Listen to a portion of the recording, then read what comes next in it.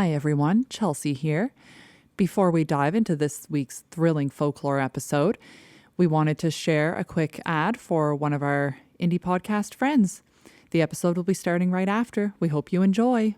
Have you ever seen a shadow linger in the corner of your eye? Seen a flashing light dart across the sky? Have you ever wished upon a candle to make your wish come true? I'm sure you've told a haunted tale or two. Are you interested in learning the pagan ways? Witchcraft, grimoires, candles await? Have you ever seen the living dead and stood still instead of fled? Cryptics are fun, but the universe has our eye. The stars align, shows us our signs, and we're here to discuss the divine. Welcome to Moon Brews, a supernatural podcast, hosted by yours truly, Haley.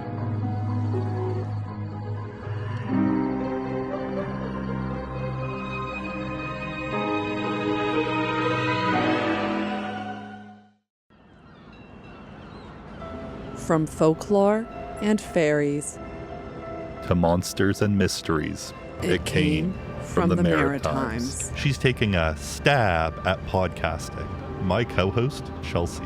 He ain't afraid of no ghosts. My co-host, Evan. Howdy, everyone. Welcome to It Came From The Maritimes. Today's topic is the sword-wielding spirit known as the Prince's Lodge Ghost. As a warning, this episode discusses death, including that of an animal. Have you heard of the Prince's Lodge Ghost before, Chelsea?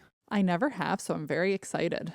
Yeah, so nowadays, Prince's Lodge is more of a subdivision or a community there, and the only actual remaining building is the rotunda down by the Bedford Basin, but we'll get more into that in a minute here. Excellent. So Prince Edward, Duke of Kent, came to Halifax in 1794. This was around the time Napoleon Bonaparte's France went to war against a lot of places, it seems, and he was certain that soon they would try to cross the Atlantic Ocean and attack Halifax. A little bit of a bold claim, a little bit of a long ways to go, but hey. When the prince arrived in Halifax, he demanded that he take the position as Nova Scotia's acting commander-in-chief. He was very involved in reinvigorating military defense in the area, and took on many projects, including rebuilding the citadel and the fort on George's Island, improving harbor defense, setting up towers at Point Pleasant Park and York Redoubt, and many other projects. He also set up the first semiphone telegraph system in North America to allow communication. During this time, he also had a mistress, a well-known French widow and aristocrat. This name is going to be a mouthful. Madame Alphonsine Therese Bernardine Julie de Montigny de Saint Laurent Baron de Fortesson. My goodness, what a name and what a busy man. Yeah. Obviously, given the time and given his opinions of the French, a French widow wasn't exactly an ideal bride for an English prince. So he knew he couldn't kind of bring her home to mom. But he did want to make everything as spectacular as possible for her, and they did seem to live a good life for a while there in Nova Scotia. He built Prince's Lodge in an area that is now along the Bedford Highway. All that remains there is the Rotunda building, a small round building that you can kind of see between the harbor and the train tracks as you're going along at the bottom of, appropriately, Kent Avenue. What was there was an extravagant two-story Italian-style building that had a large reception hall in the middle and wings on either side. He had a fully stocked library for his mistress there, which at the time wasn't exactly an easy thing. And then he also had quite a bit of landscaping, including pieces with Greek and Chinese influence, and a pathway that wrote out her name in handwriting, which, as you can imagine, is that would be a pretty long path. Would have been the length of the Bedford Highway now. Exactly. Though there were plenty of pleasure gardens and a heart-shaped pond, the property also had barracks with space to house an entire company of the Royal Nova Scotia Regiment. So he obviously wanted to make sure she was safe there. Wait, is that where that heart-shaped pond with all the ducks in, or is that a different... Probably. The heart-shaped pond is one of the things that does remain there. Oh, that's so cool. Yeah. I've never been because ducks, but I've heard wonderful things. Fair enough. So while all of this was spectacular, Madame de Saint Laurent, which is the short name I'm going to be calling her going forward for my own sake and not making this podcast an hour long. Fair. She loved to party. I mean, obviously a different type of party than you might think of today. Kind of more grand and whatnot. She and the prince were known to throw extravagant parties at their estate with hundreds of guests. And while there were many parties there, Only one of them was known to lead to the haunting, which is still on the property. This particular party took place in July of 1798, where over 300 guests were invited. An argument broke out between Colonel Ogilvy and Captain Howard. It is difficult to say for sure what happened or what the argument was about, but it is known that a large amount of alcohol was involved. This led to the men taking their argument to its obvious next steps, a duel for their honor. Not enough duels these days. I know, exactly. They walked down towards the water near the rotunda, and each drew their swords. They clashed clumsily for a while until Captain Howard struck a blow. Colonel Ogilvy fell, and Captain Howard waited for a minute, and he didn't stand up, so Captain Howard turned away, thinking that he had won the duel. But a moment later, while his back was turned, he felt a piercing pain as Colonel Ogilvy, in his last act before death, lunged at Captain Howard, striking a blow that would kill him. Oh. Both men were dead before any aid could come, and the prince, who hadn't been there for the duel but did follow the commotion, was not happy about this. He was furious with the outcome and ordered that Captain Howard be buried where he died, in front of the rotunda, without any ceremony or military honors. I will say that I couldn't find any specifications for what happened with Colonel Ogilvy, but presumably because he was a higher ranking member of the military, he might have been treated a little better. I could see that. I just couldn't find any information either way, but he's not really mentioned in this part of the story, it seems. Well, other than die. As directed, Captain Howard was buried near the rotunda without a grave marker, and time went on, and the prince seemed to grow wary of the property after this event. He also had a fall from one of his favorite horses soon after, causing him injury. Following this, he shot the horse and had it buried near the rotunda as well. My goodness, he's very impulsive in these decisions. Yeah, he's just there like, I'm angry about something, we're burying it near the rotunda. That's it, get her done. It's like, I assume he like dropped a pen or something at one point. And he was like, oh, get the shovels out. We're going down to the rotunda. After this, he returned to England, and not long after, was not able to be present on the property as much. Over the years, the buildings came down and made way for development. Now it is a neighborhood, and though a heart-shaped pond remains, as well as the area name of Prince's Lodge, not much else does. Except for, of course, the rotunda at the bottom of Kent Avenue, which is where we get into the ghostly portion of today's story. Following the duel, people claimed that they would see a ghostly figure of a man in a military cloak near the rotunda, near where the railroad track runs today. No one is certain, but is believed to be the ghost of Captain Howard, who was unceremoniously buried in the area. Most of these accounts are fairly minor, and there's one encounter in particular that I found that is more up close than others. Most of the others were just kind of like, oh, I saw a ghost there while I was going by, but most people, I think, if you saw a ghost of someone in a military cloak, you'd probably avoid them. Probably. So, at the time, the account that I have came from a man who lived in the rotunda in the 70s. So people used to live there until fairly recently. I want to say 90s or early 2000s even. I had no clue. Yeah. With that, he was 19 at the time, living with his parents while he attended university in the city.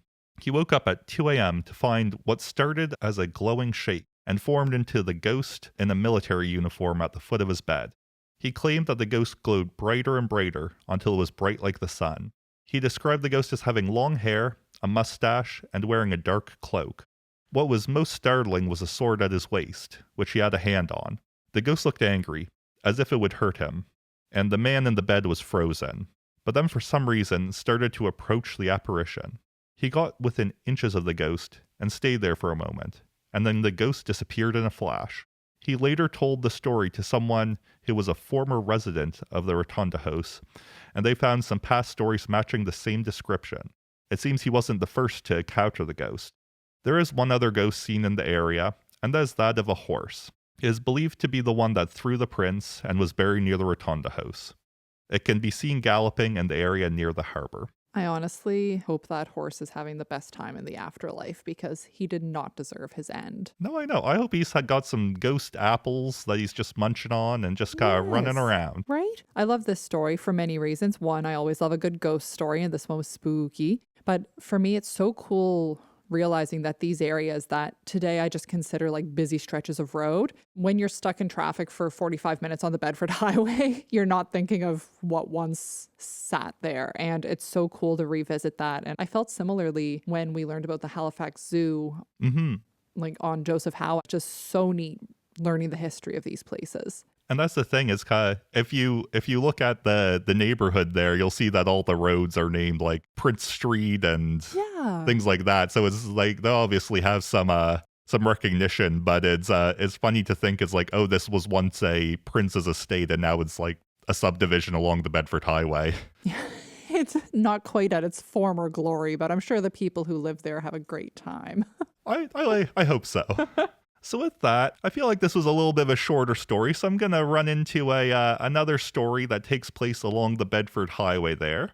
And this is a ghost known as Elizabeth, and she's known to haunt what is now Resto Urban Dining along the Bedford Highway, previously the old Cellar, so more like close to Sunnyside Mall area. Exciting. I don't remember if you were there, but I know with the family we went to Resto Urban Dining like once. I don't know if I've been there much. It was good food. Yeah, I think I was there that time, and I also went after. I went wedding dress shopping, so had a great time both times. There you go. No ghost experience. I was about to say. Didn't see any ghosts while I was there. I'll be looking next time. This is one where there's a lot of different stories about who Elizabeth is. One version says that the area was farmland back in the 1800s, and she was murdered on the farm in 1807. Could not find any other information, who murdered her, why she was murdered, or anything like that. That's such a specific year for a story that has like zero other details. Exactly. It's kind of one of those ones and it's just like, okay. Another version was that she drowned in the river in the 1870s. So just like several decades later. Exactly. And then another version was that there was a dead body found in the river near the restaurant in the 1980s. But I haven't found anything about this other than the one story online. So it's kind of I only trust things as much as kind of like, you'd think I'd also be able to find a news story or something about that. Yeah, I feel like that would have made the local papers. Yeah, you know. But no matter how Elizabeth passed, we do have stories of haunting at the restaurant. There are many reports of events such as severe temperature drops, seeing misty human-shaped figures, seeing people who then disappear, items being out of place, strange sounds, and the smell of cigar smoke. Now, of all those, the cigar smoke is the one that kind of strikes me, because it just seems like a weird thing for a ghost that in 2 out of the 3 of the stories drowned. Yeah, it's a little random, but you never know. Maybe Elizabeth loved a good cigar. Exactly. But I do know I found a story, I believe it was Saltwire, that they even had ghost hunters in there, but they didn't seem to find anything on that night. So I'll keep an eye out if there is anything. And next time I'm back enjoying a meal, I think I'll need to keep my eyes out, see if I see anything. Mm-hmm. But yeah. So now I want to end this episode with a little quiz for Chelsea. I love quizzes. This one is about royal ghosts. So some of it might be a little more reliant on just your general knowledge of history maybe than anything. But I tried to keep it like not too obscure. I tried to keep it as things where it's like, I don't necessarily know this perfectly, but I've heard of this person. Let's have low expectations for me, people. Yeah, I didn't learn about much history outside of Atlantic Canada history, so. No, most of the history I've learned about is in historical fiction novels, so I would not say it's reliable. I mean, I think this first one, you'll definitely know because you've traumatized me with it. Excellent. Which ghost is said to appear in the mirror if you repeat her name? Bloody Mary. Exactly. Inspired by Mary, Queen of Scots. I mean, I feel like I've heard some different things about who it is exactly, but yeah, definitely a Royal Mary. There could be multiple Bloody Marys working shifts. Honestly, it's like Santa. You can't be everywhere at once. I'm actually kind of happy for them. Maybe they've got like some good like protections there, right? Some like set hours. A union of Bloody Mary. Exactly. Now, which royal wife is said to haunt the Tower of London? Anne Boleyn. Exactly, yeah. She was, I believe, blamed of adultery and also witchcraft. Yes. Put in there. And yeah, I mean, honestly, I think it's justified that she would come back and haunt them. I would. Yeah. Which former queen was said to be seen haunting the halls of Versailles? Marie Antoinette? Yep, exactly. She's been seen a couple of times around. They're not like as prominent of a ghost as other people, but I mean, a prominent person for sure, but not seen as often as other ghosts is what I mean. Trying to be subtle in the afterlife. Exactly. I mean, I don't think she was subtle in her life, so I don't know if she would be in the afterlife either, but... You never know. Exactly. And then this one, I think you might know it, but it might be a little bit of a curveball. Which Bavarian king was said to come back as a ghost to talk to his cousin, who was Empress of Austria? You've maybe heard of this guy, if nothing else. Was it a Louis? Not a Louis, but you're close. It starts with an L. He was known for his castles, or his castle, I guess. What Cinderella was based on. Was it the Neuschwanstein Yeah, castle? Neuschwanstein Castle. Oh my gosh, I went there and I went to his other castle on that same day, but I cannot remember his name.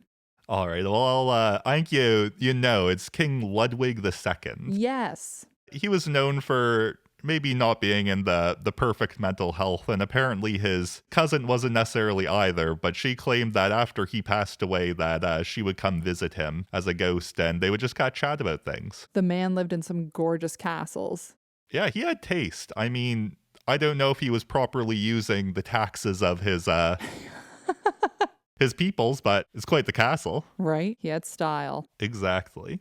Thank you so much for everyone who listened to this episode of It Came From The Maritimes. You can find us on social media on Instagram, Facebook, TikTok at It Came From The Maritimes, on Blue Sky at ICFT Maritimes. And if you have any Atlantic Canada folklore you'd like to see covered in a future episode, or any spooky stories of your own, email us at itcamefromthemaritimes@gmail.com.